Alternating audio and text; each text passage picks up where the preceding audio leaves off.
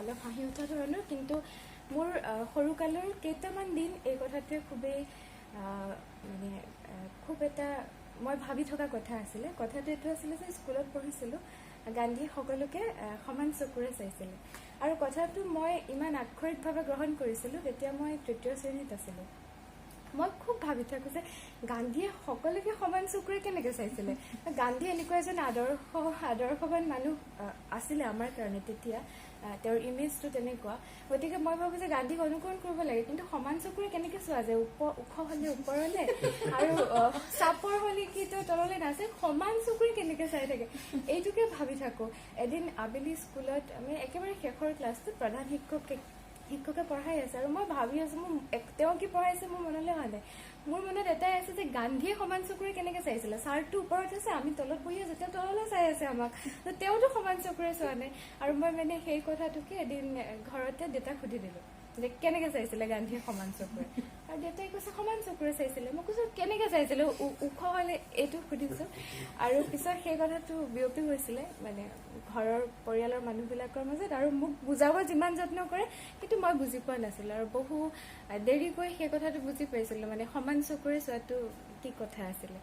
গান্ধীক মই হয়তো বিচাৰি পাইছিলোঁ শৈশৱতে পাঠ্যপুথিত যিখিনি গান্ধীৰ বিষয়ে তথ্যবিলাক আছিলে, তাৰ বাহিৰে পৰৱৰ্তী সময়ত হয়তো মই নিজেও বিচাৰি লোৱা নাছিলোঁ তেওঁৰ বিষয়ে অধ্যয়ন কৰিবলৈ, বা আমাক বিভিন্ন ক্ষেত্ৰৰ যোগেদি, আমাৰ বিদ্যায়তনিক দিশৰ যোগেদি বা সামাজিকভাৱেও গান্ধী চৰ্চাৰ যিটো পৰিৱেশ আচলতে আমাক দিব লাগিছিল সেই ধৰণে আমি পোৱা নাছিলোঁ, বা এতিয়াও নাই, তেনেকুৱা ধৰণৰ পৰিৱেশ নাই বুলি মই নিজে অনুভৱ কৰোঁ।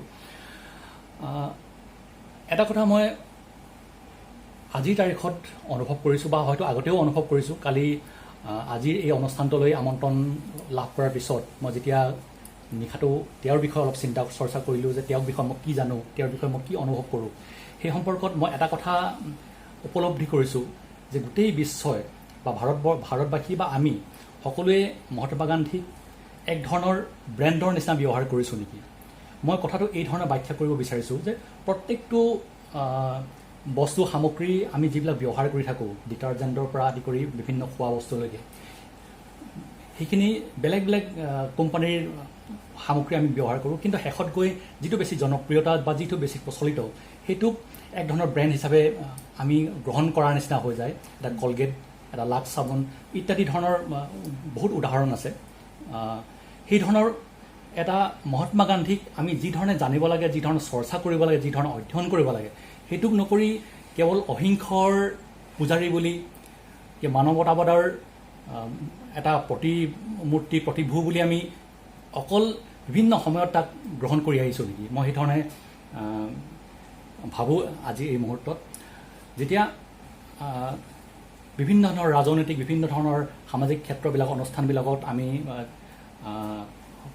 লক্ষ্য কৰোঁ, তেতিয়াহ'লে দেখোঁ যে বাহিৰৰ বিভিন্ন ৰাষ্ট্ৰনেতাই বিভিন্ন সময়ত তেওঁলোকে গান্ধীক আদৰ্শ হিচাপে মানে বুলি ব্যক্ত কৰে। গান্ধীৰ যি নীতি, গান্ধীৰ যি ধৰণৰ আদৰ্শ, সেইখিনি তেওঁলোকে গ্ৰহণ কৰে বা গ্ৰহণ কৰিব বিচাৰে বুলি কয়। বা আমাৰ ভাৰতবৰ্ষৰো যিসকল সেই পৰ্যায়ৰ ব্যক্তি, ৰাজনৈতিক হওক বা সামাজিকভাৱে যিসকল ব্যক্তি, তেওঁলোকেও মহাত্মা গান্ধীৰ যি অহিংস নীতি, মহাত্মা গান্ধীৰ যি মানৱতাবাদী চিন্তাধাৰা, সেইখিনিক গ্ৰহণ কৰে বুলি ব্যক্ত কৰে। সেইধৰণে তেওঁলোকে আঁচনি গ্ৰহণ কৰিছে, সেইধৰণে ব্যৱস্থা কৰে বুলি ব্যক্ত কৰে। কিন্তু বাস্তৱ ক্ষেত্ৰত তেওঁ নিজে সেই আদৰ্শখিনিক লৈ তেওঁ নিজে কি ৰূপায়ণ কৰি আছে, কি ধৰণৰ আঁচনি তেওঁ ৰূপায়ণ কৰি আছে, বিদ্যায়তনিক দিশত যিসকলে মুৰব্বী পৰ্যায়ত আছে, যিসকলে সেই ধৰণৰ চিন্তা চৰ্চা কৰে, তেওঁলোকে সেই গোটেই কথাবিলাক বিদ্যায়তনিকভাৱে কি ধৰণে চৰ্চালৈ আগবঢ়াই আনিছে, সেই ধৰণৰ কথাবিলাক চিন্তনীয়। সেইবিলাক কথা বহুত সময়ত প্ৰশ্নবোধক থাকি যায়। মোৰ নিজৰ ক্ষেত্ৰত সেই ধৰণৰ প্ৰশ্নবোধক থাকি যায় বুলি মই ভাবোঁ। আৰু এটা কথা মই অনুভৱ কৰোঁ যে মহাত্মা গান্ধীক আমি ইমান প্ৰাসংগিকভাৱে আজি স্বীকাৰ কৰিছোঁ, স্মৰণ কৰিছোঁ গোটেই ভাৰতবাসী, গোটেই বিশ্ববাসীয়ে, কিন্তু সেই ব্যক্তিজনক চৰ্চালৈ অনাৰ ক্ষেত্ৰত বিদ্যায়তনিকভাৱেই হওক বা অন্যান্য ধৰণেৰে হওক, চৰ্চাৰ ক্ষেত্ৰত যিটো পৰিৱেশ এটা দৰকাৰ, অৱশ্যে মই নিজে যিহেতু আগতে মই কৈছোঁ নিজৰ ক্ষেত্ৰত তেনেধৰণৰ এটা অধ্যয়ন মই নিজকে লৈ যোৱা নাই, গতিকে বহুত তথ্য মোৰ লগত নাথাকিব পাৰে, কিন্তু তথাপিও মই অনুভৱ কৰোঁ যে তেওঁক চৰ্চা কৰিবৰ কাৰণে এক কেৱল মাত্ৰ মহাত্মা গান্ধীক লৈ এটা বিশ্ববিদ্যালয়, মহাত্মা গান্ধীক লৈ এটা অনুষ্ঠান, য'ত কেৱল মাত্ৰ তেওঁৰ বিষয়ে অধ্যয়ন হ'ব। এই ধৰণৰ কিমান পৰ্যায়ত আমি কাম কৰিছোঁ, কিমান পৰ্যায়ত সেই ধৰণৰ ৰূপায়ণ কৰিছোঁ মই নাজানো, কিন্তু মই ভাবোঁ যে সেই ধৰণৰ আৰু কৰাৰ দৰকাৰ আছে। গান্ধীৰ জীৱনটো এক বিস্ময়। আমাৰ প্ৰকল্পৰঞ্জন ভাগৱতী কোৱাৰ দৰে এজন সাধাৰণ মোহনদাস কৰমচাঁদ গান্ধী যে মহাত্মা গান্ধী হৈছেগৈ, তাৰ যিটো জীৱনৰ পৰিক্ৰমা, এটা সাংঘাতিক পৰিক্ৰমা। আৰু সঁচাকৈ মই যে এটা উদ্ধৃতি দিছিলোঁ, আইনষ্টাইনে কৈছিলে যে হয়তো উত্তৰ পুৰুষে এদিন বিশ্বাস নকৰিব যে এজন মানুহে এইখন পৃথিৱীৰ ওপৰত খোজকাঢ়ি গৈছিলে। সঁচাকৈ তেনেধৰণৰ এটা তেওঁৰ মাহাত্ম্যতা আছিলে।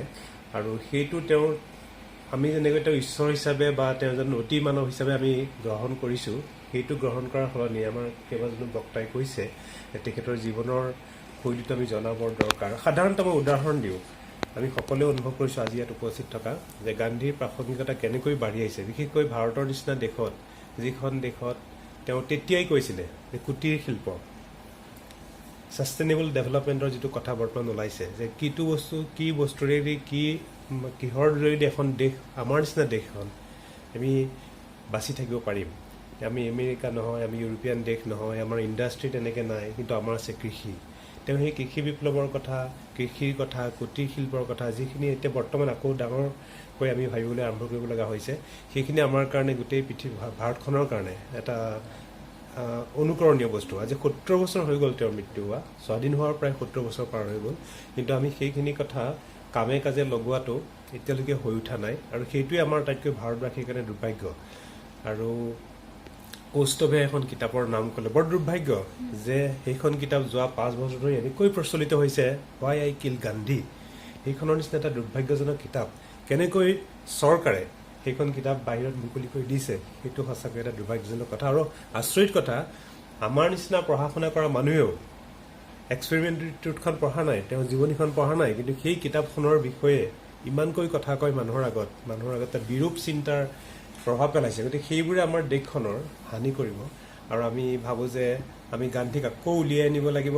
আৰু সঁচাকৈয়ে নতুন প্ৰজন্মৰ মানুহে গান্ধীৰ যিখিনি তেওঁ কথা কৈছিলে, সেইখিনি তেওঁ বিজ্ঞানসন্মতভাৱে আমি আকৌ চৰ্চা কৰি গান্ধীৰ যিখিনি সপোনৰ ৰামৰাজ্য আছিলে, সেইখন ৰামৰাজ্য তৈয়াৰ কৰিবলৈ আমি সক্ষম হওঁ। আৰু সেইখিনি দায়িত্ব আমাৰ উঠি অহা চাবৰ কাৰণে। আৰু মই আজি অনুষ্ঠানটো সঁচাকৈ প্ৰত্যেকজন কবি আৰু তেওঁলোকৰ ভাৱ কথাবিলাক আমি সকলোৱে মনে মিলা ধৰণৰ। আৰু আশা কৰিছোঁ আজি জ্ঞান মালিনীৰ এই চৰ্চাৰ যোগেদিয়ে আমি হয়তো গান্ধীক নতুনকৈ বিচাৰিবলৈ আমি আকৌ সক্ষম হ'ম। আৰু আমি এনেধৰণৰ চৰ্চা মাজে মাজে কৰি থাকিলে আমি উপকৃত হ'ম। ধন্যবাদ। মূল কথা আপুনি কুটীৰ শিল্পৰ কথা কৈছে, বা আমি গান্ধীৰ শিক্ষানীতিৰ কথা যদি আমি যাওঁ, নেহি তালিম বুলি যিটো কনচেপ্ট তেখেতে আগবঢ়াইছিলে, বা আমাৰ সংবিধানৰ ৰাষ্ট্ৰৰ নিৰ্দেশাত্মক নীতিসমূহত যি ধৰণে গান্ধীৰ আদৰ্শখিনি প্ৰতিফলিত হৈ আছে, এই গোটেই কথাখিনি যদি আমি চাওঁ, তেতিয়াহ'লে আমি দেখোঁ যে এখন মুক্ত সমাজৰ কাৰণে, এখন ভেদাভেদহীন সমাজ কাৰণে, এখন উচ্চ নিচহীন সমাজ এখনৰ কাৰণে গান্ধীৰ সমগ্ৰ আদৰ্শখিনিয়ে এটা সুদূৰ প্ৰসাৰী, এটা অতি দীৰ্ঘদৃষ্টিৰে সৈতে, দীৰ্ঘদৰ্শিতাৰ সৈতে এই গোটেই কথাখিনি তেখেতে আগবঢ়াইছিল। যদিও তেখেতে বাৰে বাৰে কৈছিল যে মোৰ আচলতে যিখিনি মই কাম কৰি আছোঁ বা যিখিনি কথা কৈ আছোঁ, সেইখিনি কিন্তু কোনো আদৰ্শ নহয়, এইখিনি মই এই ধৰণৰ অনুভৱ কৰিছোঁ, বা মই জীৱনত এই ধৰণে মই নিজে এইখিনি বাস্তৱায়িত কৰিবৰ কাৰণে চেষ্টা কৰিছোঁ বা অনুভৱ কৰিবলৈ চেষ্টা কৰিছোঁ। গতিকে গান্ধীক প্ৰতি মুহূৰ্ততে হত্যা কৰি থকা যেন সঁচাকৈয়ে লাগে, কাৰণ মই নিজে বহুবাৰ চাগে হত্যা কৰিছোঁ।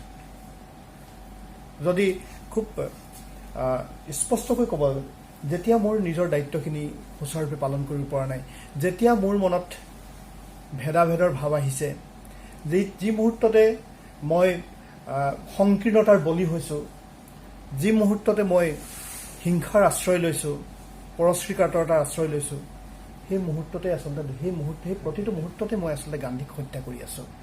কাৰণ প্ৰকল্পই যি ধৰণে কথাখিনি আগবঢ়াইছোঁ, আমি সকলোৱে যি ধৰণে কথাখিনি আগবঢ়াইছোঁ, যে গান্ধীৰ জীৱনৰ এনে কিছুমান দিশ আছে, যিখিনি দিশ প্ৰতি মুহূৰ্ততে বেলেগ বেলেগ ধৰণে উন্মোচিত হৈ আছে, আৰু প্ৰতিটো দিশে আমাক আচলতে আকৰ্ষিত কৰিছে, বা প্ৰতিটো দিশতে আমি অনুপ্ৰাণিত হ'বৰ কাৰণে থল বিচাৰি পাইছোঁ, অৱকাশ বিচাৰি পাইছোঁ, সদায় নতুন নতুন কথা।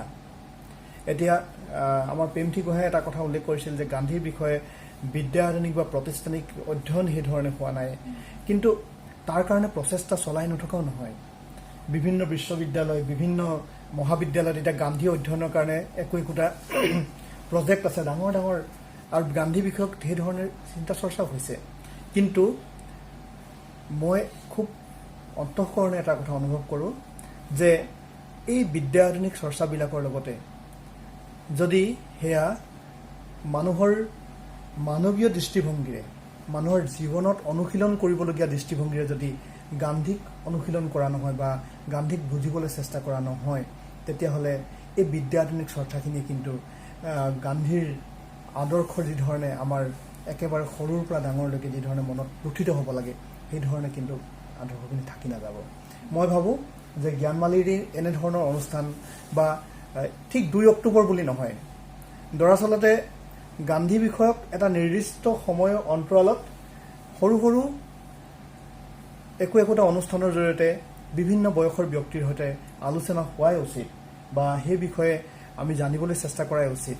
আৰু মই ভাবোঁ যে তেনে নিৰন্তৰ ধাৰাবাহিক এটা চৰ্চাৰ পৰিৱেশেহে দৰাচলতে গান্ধীৰ যি বহুমাত্ৰিক বৈশিষ্ট্য ব্যক্তিত্ব, সেই বহুমাত্ৰিক ব্যক্তিত্বৰ কথা আমাৰ নৱপ্ৰজন্মৰ মনত অলপ হ'লেও সোমোৱাই দিবৰ কাৰণে আমি সক্ষম হ'ম। গতিকে মই গান্ধীৰ বিষয়ে বেয়া কিতাপ ভাল কিতাপ চবেই পঢ়িছোঁ, মোটামুটি অসমীয়াত যিখিনি ওলাইছে বা ৰামচন্দ্ৰ গোহাঁইৰ যিকেইখন কিতাপ ওলাইছে মই সেইখন পঢ়িছোঁ। গতিকে সেইটো আৰু কিউৰিয়চিটি হিচাপে পঢ়িছোঁ। মই বিশেষ গান্ধীক ফ'ল' কৰিব লাগে কাৰণে বা গান্ধীৰ বিষয়ে মই কিবা খুব গভীৰভাৱে চৰ্চা কৰিম কাৰণে পঢ়া বুলি নহয়, এজন সাধাৰণ পঢ়ুৱৈ হিচাপে পঢ়িছোঁ। গতিকে যিখিনি পাৰোঁ গান্ধীৰ বিষয়ে যিখিনি ধাৰণা আছে, তেখেতৰ সৰলতাটোৱে আচলতে মুগ্ধ কৰে। মই সদায় পদাৰ্থ বিজ্ঞানৰ ছাত্ৰ হিচাপেও সদায় এই কথাটোৱেই বিশ্বাস কৰোঁ যে আচলতে বিজ্ঞানীসকলেও এই কথাটো ভাবে যে সৰলতাতে আচলতে আটাইতকৈ বেছি মাধুৰ্যটো লুকাই আছে। আনকি আইনষ্টাইনেও কৈছিলে যে যিটো the most beautiful thing is the simplest thing, বা simplest thing looks most beautiful, সেই কথাটো আইনষ্টাইনেও ভাবিছিলে। আৰু সেইকাৰণে তেওঁ কৈছিলে যে যিটো ফৰ্মুলা ধুনীয়া নহয় দেখিবলৈ, সেইটোত আচলতে একো ফিজিক্স নাই। গতিকে সেই কথাটো মই বিশ্বাস কৰোঁ। আৰু গান্ধীৰ চাগে ব্যক্তিত্বৰ আটাইতকৈ আকৰ্ষণীয় দিশ সেইটোৱেই, তেখেতৰ সৰলতাটো। এজন ফকীৰৰ নিচিনা মানুহ, মই তেখেতক ফকীৰ বাবেই ফকীৰৰ নিচিনা মানুহৰ বাবেই হেৰি বুলি কোৱা নাই যে আমি আদৰ্শ হিচাপে গ্ৰহণ কৰিব লাগে বুলি কোৱা নাই, কিন্তু এজন সাধাৰণ ব্যক্তি হিচাপে, যিটো প্ৰকল্পৰঞ্জন ভাগৱতীয়ে কৈ গৈছে, এজন সাধাৰণ ব্যক্তি হিচাপে মই আচলতে গান্ধীক চাব বিচাৰোঁ। আমাৰ কৌস্তুভে কোৱাৰ দৰে ঈশ্বৰৰ দৰে নহয়। মই মহাত্মা গান্ধীক কেতিয়াও অতি মানৱ বুলি ভবা নাই, আৰু মোৰ নিজৰো মই এই কথাটো কৈ থওঁ যে মোৰ ঈশ্বৰৰ ওপৰত অকণো বিশ্বাস নাই, অতি মানৱৰ ওপৰত অকণো বিশ্বাস নাই। এই কথাটো মই যিকোনো মঞ্চতে কওঁ যে মই ভগৱানক বিশ্বাস নকৰোঁ, মই নাস্তিক আচলতে, আৰু সেই কথাটো মই আজিও কৈ দিছোঁ। গতিকে মহাত্মা গান্ধীক যেতিয়া মানুহে ঈশ্বৰৰ পৰ্যায়ত চাব বিচাৰে, তেতিয়াই মোৰ আপত্তি এটা আহেই লগে লগে যে কোনো মানুহকে আচলতে ভগৱানৰ বা অতিমানৱ হিচাপে আমি চোৱাৰ প্ৰয়োজন নাই। গতিকে গান্ধী সেই কথাখিনিয়ে মোক মুগ্ধ কৰে। তেওঁ যে সৰল, অতি সৰল মানুহ এজন, আৰু খুব মাটিৰ মানুহ। আমি দেখিছোঁৱেই তেখেতৰ গোটেই, আমি যদি জীৱনটো আমি চাওঁ, দেখোঁ যে তেখেতৰ সৰলতাটোৰ কাৰণে তেখেতে মানুহৰ মাজত খুব বেছিকৈ সোমাই যাব পাৰিছিলে। এজন জাতিৰ পিতা হিচাপে তেওঁ নিজকে প্ৰতিষ্ঠা কৰিব পাৰিছিলে। সেই বস্তুটোৱে আকৰ্ষণ কৰে গান্ধীৰ বিষয়ে। জীৱনৰ আমি যেতিয়াই যিকোনো ক্ষেত্ৰতে চাওঁ, গান্ধীৰ সেই কথাটোৱে মনলৈ আহে যে যিকোনো এটা কাম কৰোঁতে, মই খাওঁতেও বা ভাগৱতী কোৱাৰ নিচিনাকৈ বা কাপোৰ পিন্ধিতেও আমাৰ সেই কথাটো মনলৈ আহেই যে আমি ক'ৰবাত কাৰোবাক হেৰি কৰিছোঁ নেকি,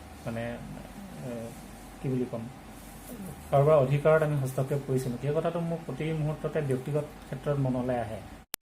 বা ঠিক তেনেকৈ মই ধৰক অলপ খাদ্য খালেই হয়, সেইখিনি মোৰ কাৰণে যথেষ্টখিনি, মই সেইখিনিতকৈ বেছি খাইছোঁ। ফলত কি হৈছে, প্ৰকৃতিৰ ক'ৰবাত ক্ষতি হৈছে বেছিকৈ উৎপাদন কৰাৰ কাৰণে। গান্ধীৰ এপ্ৰ'চটো তেনেকুৱা আছিলে জীৱনৰ প্ৰতি, তেওঁৰ দৰ্শনটোৱে তেনেকুৱা, চিম্পল লিভিং, হাই থিংকিং। এতিয়া মোৰ মনলৈ অহা নাই, তেওঁ এনেকুৱা বহুত কথা আছে যিবিলাকে আমাক অনুপ্ৰাণিত কৰে জীৱনটো সাধাৰণভাৱে যাপন কৰিলে। তেওঁ এতিয়া 2খন কাপোৰ পিন্ধিছিলে, তেওঁ কাঠৰ চামুচ এখন লৈ ফুৰিছিলে, এইবিলাক এনেই কৰা নাছিলে। তেওঁ সেইটো ভাৰতৰ বেছিভাগ মানুহে তেতিয়া খুব দৰিদ্ৰ আছিলে। তেওঁ যেতিয়া তৃতীয় শ্ৰেণীত 2 বছৰ নে কিমান গোটেই ভাৰতখন ঘূৰি তাৰপিছত তেওঁ ৰাজনীতিলৈ আহিছে। তেওঁ মানুহৰ জীৱনটো দেখিছিলে, দেখি তেওঁ নিজে ত্যাগ কৰিছে আগতে, তাৰপিছত তেওঁ সেই ধৰণৰ এটা জীৱন যাপন কৰিহে তেওঁ ৰাজনীতি কৰিছে বা আনক কথা ক'বলৈ সাহ কৰিছে। আৰু প্ৰতিটো বস্তু তেওঁ নিজৰ জীৱনত পৰীক্ষা কৰি লৈছে, লৈ তাৰপিছতহে তেওঁ আনক কৈছে। আনক আনকি এইটোও কোৱা নাই যে জোৰ কৰা নাই কৰিবলৈ, নিজে কৰিলে কৰ, দেখুৱাই দিছে যে মই এইটো এনেকৈ কৰি সফল হৈছোঁ, তোমালোকে কৰিলে কৰা। তেওঁ অটোবায়োগ্ৰাফীখনত এইবিলাক কথা আছে। তেওঁ কিছুমান ট্ৰিটমেণ্ট কৰিছিলে ঘৰুৱা, সেইবিলাক তেওঁ নিজে কৰিছিলে, আনক কৰিবলৈ কোৱা নাই, কিন্তু দেখুৱাই দিছিলে যে এনেকুৱা এনেকুৱা কৰি। তেওঁ বহুত দিন মানে ডক্টৰৰ ওচৰলৈ যোৱাই নাছিলে, মানে মেডিকেল চায়েন্সৰ প্ৰতি তেওঁ বৰ এটা ভাল হেৰি নাছিলে। হিংসৰাজত তেওঁ চিকিৎসালয়বিলাকত পাপৰ হেৰি বুলি কৈছিলে। ৰেলৱে এইবিলাকো তেওঁ বিৰোধিতা কৰিছিলে, মেচিন সম্পূৰ্ণ বিৰোধিতা কৰিছিলে। কিন্তু তেওঁৰ বিৰোধিতাটো কেনেকুৱা আছিলে, আপোনালোকে সেই চাৰ্লি চেপলিনৰ চিনেমাখন চাইছে চাগে, মডাৰ্ণ টাইমছ। তাত আমি মেচিনৰ মানে যিটো ভয়াৱহতা আমি দেখোঁ, মেচিনৰ কেনেকৈ মানুহ বশ হৈ যায়, তেওঁ সেই বস্তুটো মানে বিৰোধিতা কৰিছিলে।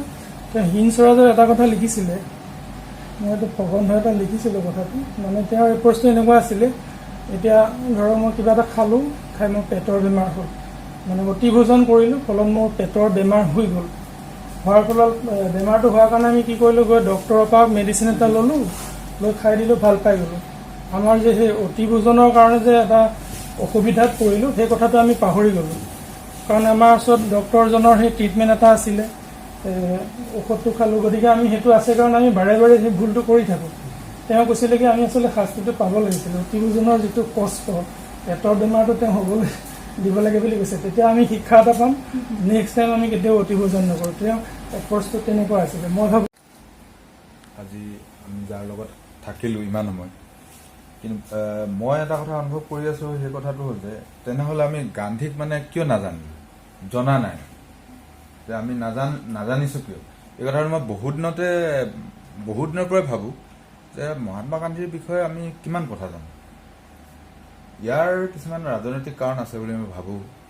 যিহেতু গান্ধী হ'ল এটা যিটো আজিৰ তাৰিখত ১বিংশ শতিকাত আহি পিনি আজি আমি এখন ভাৰতবৰ্ষ পাইছোঁহি, যিখন ভাৰতবৰ্ষ বেছি ক্ৰিটিকেল, বেছি জটিল এটা ৰাজনৈতিক প্ৰক্ৰিয়ালৈ গুচি আহিছোঁ।